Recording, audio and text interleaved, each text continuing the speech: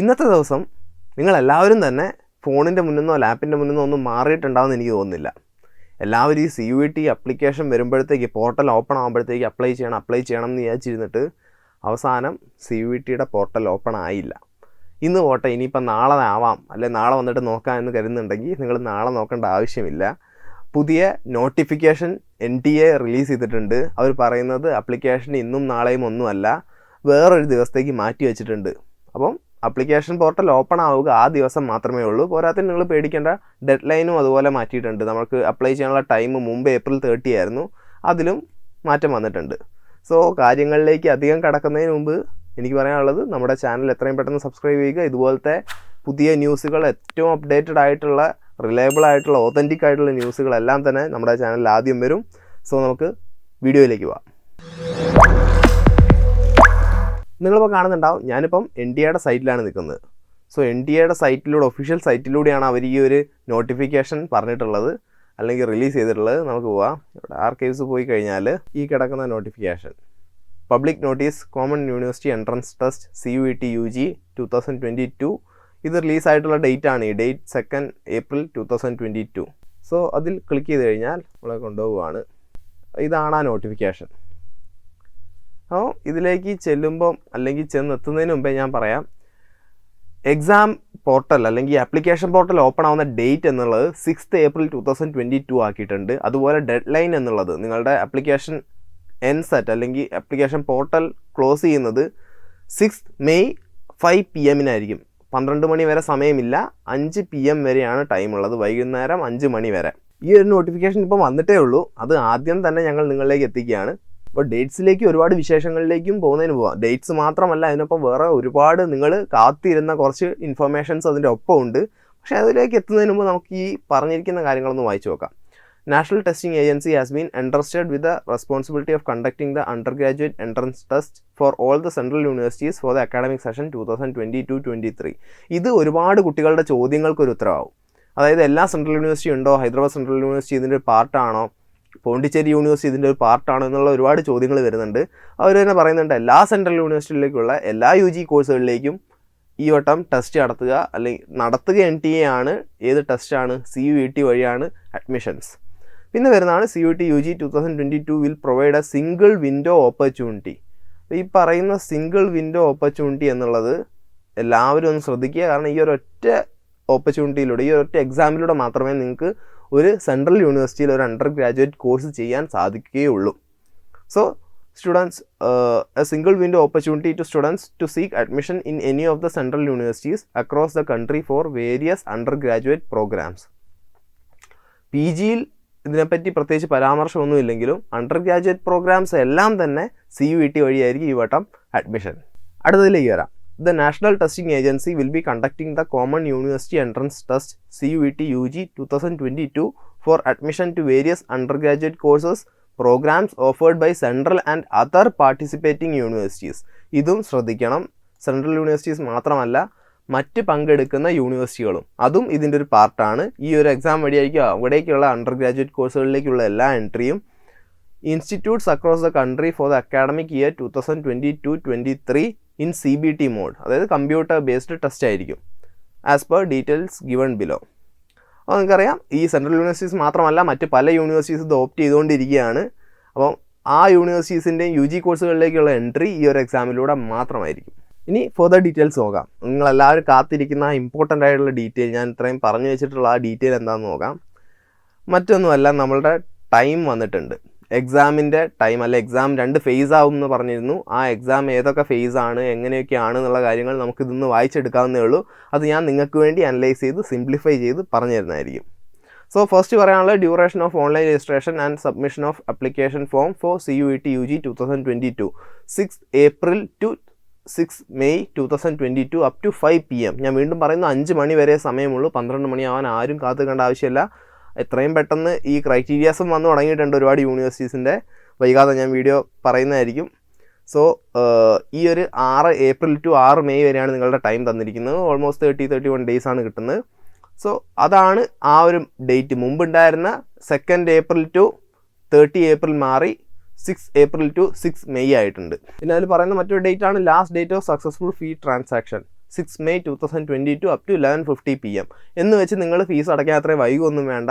എപ്പോൾ അപ്ലൈ ചെയ്യുന്നോ അതിനോടൊപ്പം തന്നെ നിങ്ങൾ ഫീസും അടച്ചു തീർക്കുക. ഇനിയിപ്പോൾ എന്തെങ്കിലും ബുദ്ധിമുട്ടുകൾ ഉണ്ടെങ്കിൽ അവരൊരു കുറച്ച് ടൈം നിങ്ങൾക്കൊരു ഒരു റിലാക്സേഷൻ പോലെ തന്നിട്ടുള്ളതാണ്. സോ അതൊന്നും നോക്കി ആരും ഇരിക്കേണ്ട. അപ്ലൈ ചെയ്ത് തുടങ്ങുമ്പോൾ തന്നെ അപ്ലൈ ചെയ്യുന്നതിനോടൊപ്പം തന്നെ ഫീസും പേ ചെയ്യുക. ഇനി വരുന്നതാണ് ഡേറ്റ്സ് ഓഫ് എക്സാമിനേഷൻ. എപ്പോഴായിരിക്കും ഡേറ്റ് എന്ന്? ഇവിടെയും കാര്യപ്പെട്ട മാറ്റമുണ്ട്. അപ്പോൾ നമ്മൾ ആദ്യം പറഞ്ഞിരുന്നു ഫസ്റ്റ് വീക്ക് ഓഫ് ജൂലൈ തന്നെയായിരിക്കും, 2 ജൂലൈ 2 ജൂലൈ എന്നൊക്കെ നമ്മൾ പറഞ്ഞു. പക്ഷെ ഇത് പറയുന്നത് 1st and 2nd week of July 2022. അപ്പോൾ ഇതിൽ പറയാതെ പറയുന്ന ഒരു കാര്യം, ഒരൊറ്റ എക്സാം ആയിട്ടായിരിക്കില്ല നടത്തുന്നത്, പല സെക്ഷൻസ് ആയിട്ട് അല്ലെ പല ഫേസസ് ആയിട്ടായിരിക്കും എക്സാംസ് നടത്തുക. So 1st and 2nd week of July എന്നാണ് ഈ നോട്ടിഫിക്കേഷനിൽ NTA പറയുന്നത്.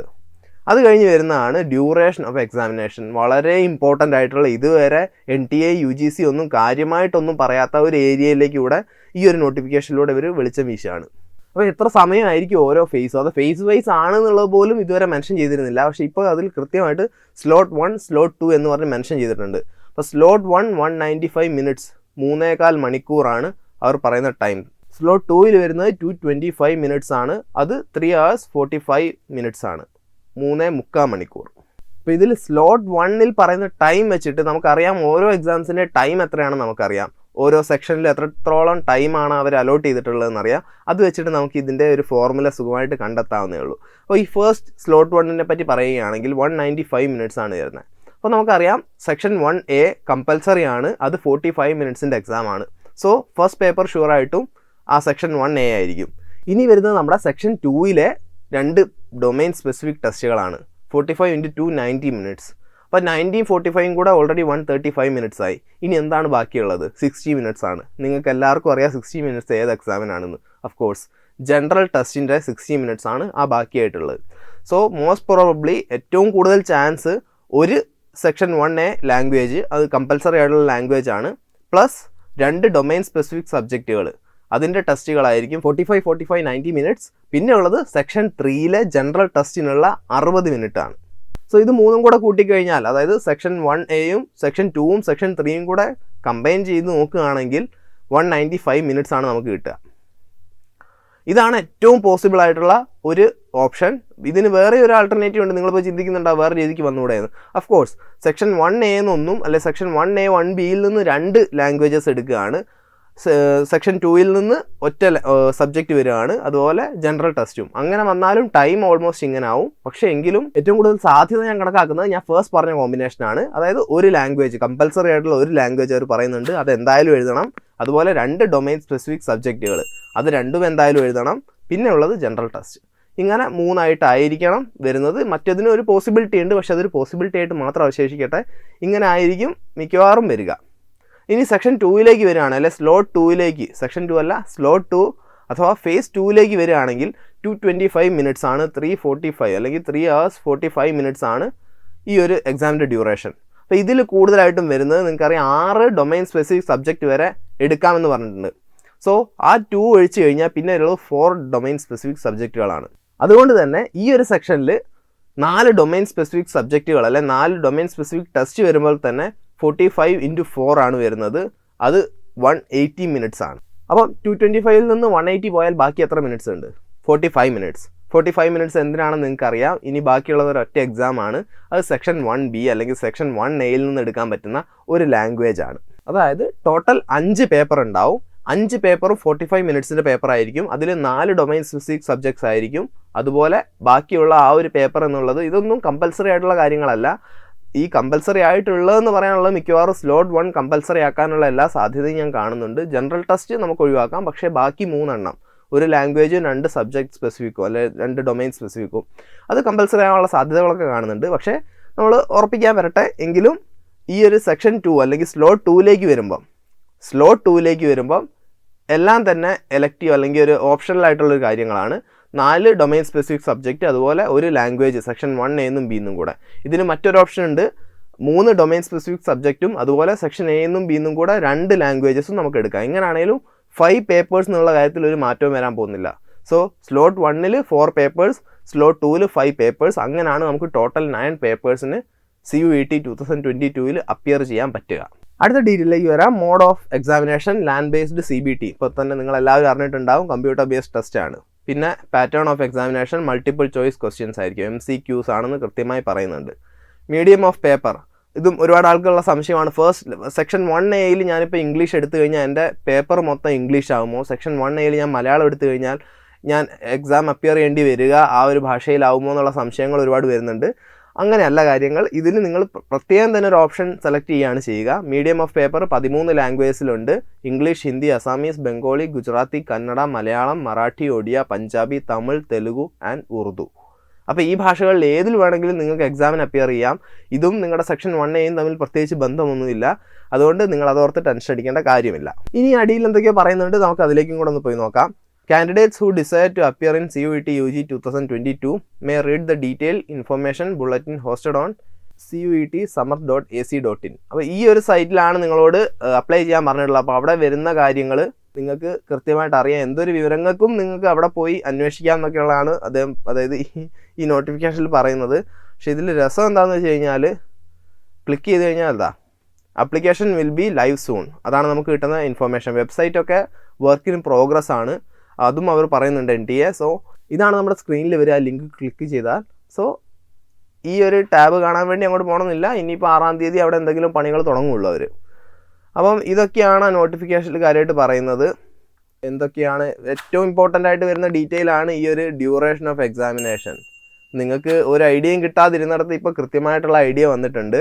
നിങ്ങൾക്കിത് പറഞ്ഞു 2 രീതിയിൽ നിങ്ങൾക്ക് എടുക്കാം. എങ്കിലും ഞാൻ പറഞ്ഞ ആദ്യത്തെ രീതി 4 ഡൊമൈൻ സ്പെസിഫിക് സബ്ജക്റ്റ് രണ്ടാമത്തെ സ്ലോട്ട് 2-ൽ വരികയും സ്ലോട്ട് 1-ൽ 2 ഡൊമൈൻ സ്പെസിഫിക് സബ്ജക്റ്റും 1 ലാംഗ്വേജ്, അതായത് സെക്ഷൻ 1A ഒരു ലാംഗ്വേജും സെക്ഷൻ 2-ലെ 2 ഡൊമൈൻ സ്പെസിഫിക് സബ്ജക്റ്റും സെക്ഷൻ 3-ലെ ജനറൽ ടെസ്റ്റും ഇത് തന്നെയായിരിക്കും നമ്മുടെ ഫസ്റ്റ് സ്ലോട്ട് 1-ൽ കൺസിസ്റ്റ് ചെയ്യുക. സ്ലോട്ട് 2-ലേക്ക് വരുമ്പം അവിടെ 5 പേപ്പേഴ്സാണ്. 5 പേപ്പേഴ്സിൽ 4 സെക്ഷൻ 2-ലെ ഡൊമൈൻ സ്പെസിഫിക് സബ്ജക്റ്റ് അല്ലെ ഡൊമൈൻ സ്പെസിഫിക് ടെസ്റ്റ് ആയിരിക്കും. 1 സെക്ഷൻ 1A സെക്ഷൻ 1Bയിൽ നിന്നുള്ള ഒരു ലാംഗ്വേജ് ആയിരിക്കും. ഇനി അതല്ലാതെ വേറൊരു കോമ്പിനേഷൻ എന്ന് പറയാനുള്ളത് സെക്ഷൻ 2-ൽ നിന്ന് 3 ഡൊമൈൻ സ്പെസിഫിക് ടെസ്റ്റുകൾ ഉണ്ടാവും. പക്ഷേ സെക്ഷൻ 1A ആൻഡ് 1Bയിൽ നിന്ന് 2 ലാംഗ്വേജസും അങ്ങനെയും ഓപ്റ്റ് ചെയ്യാനുള്ള ഒരു ഓപ്ഷൻ ഉണ്ട്. സോ 5 പേപ്പേഴ്സാണ് ടോട്ടൽ സ്ലോട്ട് 2-ൽ ഉണ്ടാവുക. 4 പേപ്പേഴ്സാണ് സ്ലോട്ട് 1-ൽ ഉണ്ടാവുക. അതൊക്കെ കഴിഞ്ഞ് നമ്മൾ ഈ സമർത്ഥ് സൈറ്റിൽ അവർ പറഞ്ഞ ഇൻഫർമേഷൻ കിട്ടുന്ന സൈറ്റിൽ പോയി നോക്കി, പ്രത്യേകിച്ച് അവിടെ ഒന്നും കാണാനില്ല. എങ്കിലും അവർ പറയുന്നത് ഈ ഒരു സൈറ്റ് എന്തിന് വിസിറ്റ് ചെയ്യണം എന്നാണെന്നുള്ളതാണ് അവിടെ ഇമ്പോർട്ടൻ്റ് ആയിട്ട് വരുന്നത്.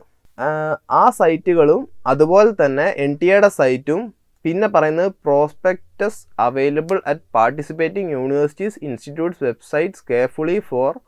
ഈ നിങ്ങൾ ഇതിൽ പങ്കെടുക്കുന്ന CUETൽ പങ്കെടുക്കുന്ന യൂണിവേഴ്സിറ്റികളുടെയും ഇൻസ്റ്റിറ്റ്യൂട്ടുകളുടെയും സൈറ്റുകളിലുള്ള അവരുടെ പ്രോസ്പെക്ടസ് വായിച്ചു നോക്കണം. എന്തിനു വേണ്ടിയാണ്?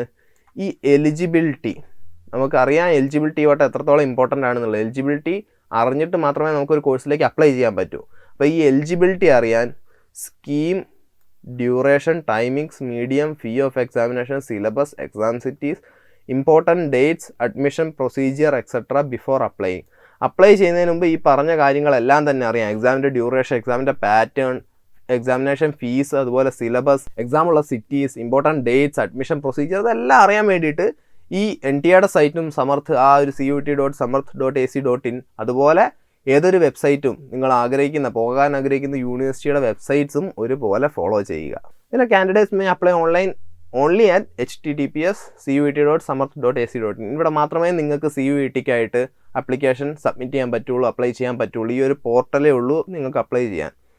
During the period specified above, അതായത് 6 April to 6 May. The exam fee is also required to be paid online through payment gateway using debit, credit cards or internet banking or Paytm. പൊതുവേ challan അയക്കാനുള്ള option ഇങ്ങനത്തെ എക്സാംസിന് ഉണ്ടാവാറുണ്ട്, പക്ഷേ ഇതിലില്ല. നിങ്ങൾ ഓൺലൈനായിട്ട് തന്നെ ഫീ പേ ചെയ്യേണ്ടതുണ്ട്. ഇപ്പം നിങ്ങൾക്ക് അങ്ങനെ ഓൺലൈനായിട്ട് ഫീ പേ ചെയ്യാനുള്ള സൗകര്യം ഇല്ലാന്നുണ്ടെങ്കിൽ അടുത്തുള്ള കഫേ, അടുത്തുള്ള അക്ഷയ സെൻറ്ററിൽ പോയി കഴിഞ്ഞാൽ അവർ നിങ്ങളെ നല്ല രീതിക്ക് സഹായിക്കുന്നതായിരിക്കും. അവർക്ക് ഈ ഒരു ഫെസിലിറ്റീസ് എല്ലാം തന്നെ അവൈലബിൾ ആണ്.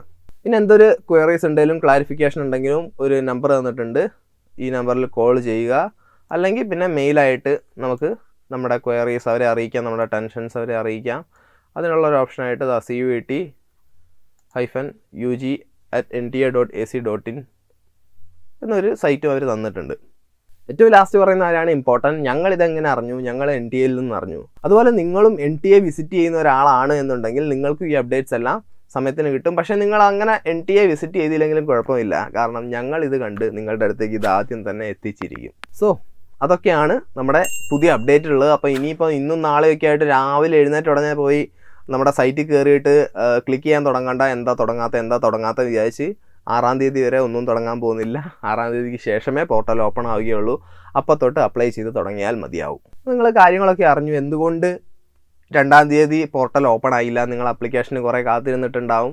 പക്ഷേ പറഞ്ഞിട്ട് കാര്യമില്ല, ആദ്യമായിട്ട് നടത്താൻ പോകുന്ന ഒരു എക്സാം അല്ലേ, അപ്പോൾ അതിൻ്റേതായിട്ടുള്ള കുറേ ബുദ്ധിമുട്ടുകളൊക്കെ ഉണ്ടാവും. ഇനി പറയാനുള്ളത്, നിങ്ങൾക്ക് ഇതുപോലത്തെ സംശയങ്ങൾ എന്തുകൊണ്ട് വന്നില്ല എന്നുള്ള ഒരുപാട് സംശയങ്ങൾ ഇന്ന് വന്നു. അപ്പം എന്തുകൊണ്ട് ഇങ്ങനെ വരുന്നില്ല, അല്ലെങ്കിൽ എന്തൊക്കെ പഠിക്കണം, CUET സംബന്ധിച്ച് അഡ്മിഷൻസ് എങ്ങനെയാണ്, ആപ്ലിക്കേഷൻ എങ്ങനെയാണ്, കോഴ്സസ് ഏതൊക്കെയാണ്, കോളേജസ് ഏതൊക്കെയാണ്, ഇങ്ങനത്തെ ഒരുപാട് സംശയങ്ങൾ നിങ്ങളെ അലട്ടുന്നുണ്ടാവും.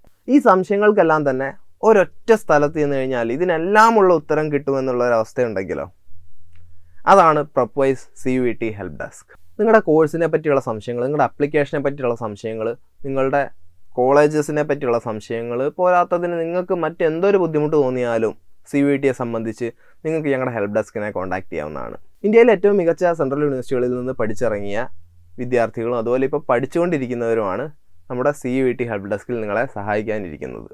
ഹെൽപ്പ് ഡെസ്കിൻ്റെ പ്രവർത്തനം തുടങ്ങിയിട്ട് ഇപ്പം 2 ദിവസം ആവുന്നേ ഉള്ളൂ എങ്കിൽ പോലും വരുന്ന ക്വയറീസ് എന്നൊക്കെ വെച്ച് കഴിഞ്ഞാൽ ഒരുപാട് ചോദ്യങ്ങളാണ് വന്നുകൊണ്ടിരിക്കുന്നത്, ഒരുപാട് കാര്യങ്ങളെപ്പറ്റി. കാരണം കുട്ടികളൊക്കെ ഒരു കൺഫ്യൂഷനിലാണ്, സ്വാഭാവികമായും കൺഫ്യൂഷനിലായിരിക്കും. ഓരോ +2 വിദ്യാർത്ഥിയൊക്കെ നമ്മളോട് ചോദിക്കുന്ന ചോദ്യങ്ങൾ കാണുമ്പോൾ സത്യം പറഞ്ഞാൽ ആ കുട്ടിയുടെ തെറ്റല്ല ഒരിക്കലും, എങ്കിലും നമുക്ക് വിഷമം തോന്നും. കാരണം CUET ഒരുപാടല്ലെങ്കിലും കുറച്ച് കുട്ടികൾ ചോദിക്കുകയുണ്ടായി, CUET എന്നൊരു എക്സാം ഞാൻ +2 പഠിച്ചുകൊണ്ടിരിക്കുകയാണ്, എനിക്ക് എഴുതാൻ പറ്റുമോ എന്നുള്ളത്. നിങ്ങൾക്ക് വേണ്ടി മാത്രമുള്ളൊരു പരീക്ഷയാണ് CUET. അപ്പോൾ ഇനിയും സമൂഹത്തിൽ അല്ലെങ്കിൽ സ്റ്റുഡൻസിൻ്റെ ഇടയ്ക്ക് CUETയെ പറ്റി കൃത്യമായിട്ടുള്ളൊരു ധാരണയൊന്നും ആയിട്ടില്ല എന്നുള്ളത് ആണ് ഇതിൽ നിന്ന് നമുക്ക് മനസ്സിലാവുന്നത്. അതുകൊണ്ട് ഈ വീഡിയോ കാണുന്ന എല്ലാവരും അവരുടെ ഫ്രണ്ട്സിന്, അവരുടെ സ്റ്റുഡൻസിന്, അതുപോലെ മാതാപിതാക്കളാണെങ്കിൽ അവരുടെ കുട്ടികൾക്ക് ഈ കാര്യങ്ങൾ പറഞ്ഞു കൊടുക്കുക, അല്ലെങ്കിൽ ഈ വീഡിയോസ് എത്തിച്ചു കൊടുക്കുക. അവരുടെ സംശയങ്ങൾ പൂർത്തീകരിക്കാൻ ഞങ്ങളുണ്ട്, പക്ഷേ സംശയങ്ങൾ തോന്നാൻ ആദ്യം അവർ ഇതിനെപ്പറ്റി അറിഞ്ഞു വരണം. ഇത് അറിയിക്കേണ്ടത് ഒരു അത്യാവശ്യമായിട്ടുള്ള കാര്യമാണ്. നിങ്ങൾക്കറിയാം, ഇപ്പോൾ പറഞ്ഞു പ്രൈവറ്റ് യൂണിവേഴ്സിറ്റീസും സ്റ്റേറ്റ് യൂണിവേഴ്സിറ്റീസും എല്ലാവരും തന്നെ ഉറ്റുനോക്കുന്നൊരു പരീക്ഷയാണ് CUET. അപ്പോൾ ഈ ഒരു എക്സാം എഴുതാതിരിക്കുക എന്ന് വെച്ച് കഴിഞ്ഞാൽ ഒരു +2 വിദ്യാർത്ഥിയെ സംബന്ധിച്ച് വലിയൊരു ഓപ്പർച്യൂണിറ്റിയാണ് ആ കുട്ടിക്ക് നഷ്ടമാകുന്നത്.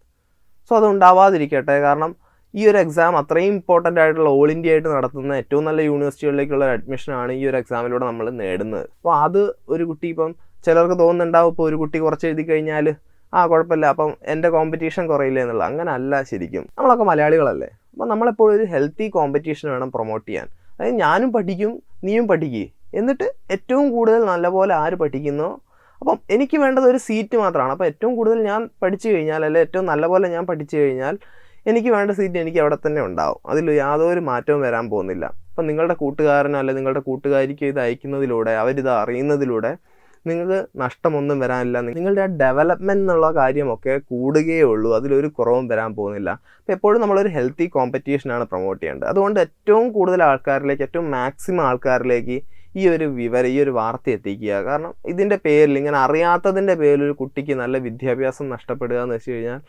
വേദനിപ്പിക്കുന്ന ഒരു കാര്യം തന്നെയാണ്. സോ അതുകൊണ്ട് നമ്മുടെ വീഡിയോസ് എത്രയും പെട്ടെന്ന് എത്രയും കൂടുതൽ ആൾക്കാരിലേക്ക് എത്തിക്കുക. ഇനി അധികം സമയമില്ല, അതുകൊണ്ട് തന്നെ നിങ്ങളുടെ സംശയങ്ങളെല്ലാം ഹെൽപ്പ് ഡെസ്കിൽ ചോദിക്കാം. അതുകൊണ്ട് സംശയങ്ങളുടെ പുറത്തും അറിയാത്തതിൻ്റെ പുറത്തും ഒരു കുട്ടിയും CUET അപ്പിയർ ചെയ്യാതിരിക്കുന്ന ഒരവസ്ഥ ഉണ്ടാവാതിരിക്കട്ടെ. അതുണ്ടാവാതിരിക്കുക തന്നെയാണ് Prepwiseൻ്റെ ഉദ്ദേശവും. So keep supporting us.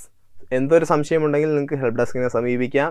കൂടുതൽ ആൾക്കാരിലേക്ക് എത്തിക്കുക. ഇതുപോലത്തെ വീഡിയോസ് ഇഷ്ടപ്പെട്ട് കഴിഞ്ഞാൽ ലൈക്ക് ചെയ്യുക. ഇനി ഇതുപോലത്തെ വീഡിയോസ് കിട്ടാൻ വേണ്ടി ചാനൽ സബ്സ്ക്രൈബ് ചെയ്യുക. നമുക്ക് ഒരുമിച്ച് നേരിടാം CUETയെ. അങ്ങനെയും ഇങ്ങനെയൊന്നും മലയാളികളെ തോൽപ്പിക്കാൻ CUET ആയിട്ടില്ല. സോ പുതിയൊരു വീഡിയോയുമായിട്ട് ഞാൻ വൈകാതെ നിങ്ങളുടെ മുന്നിലേക്ക് വരും. അതുവരേക്കും പീസ് ഔട്ട്.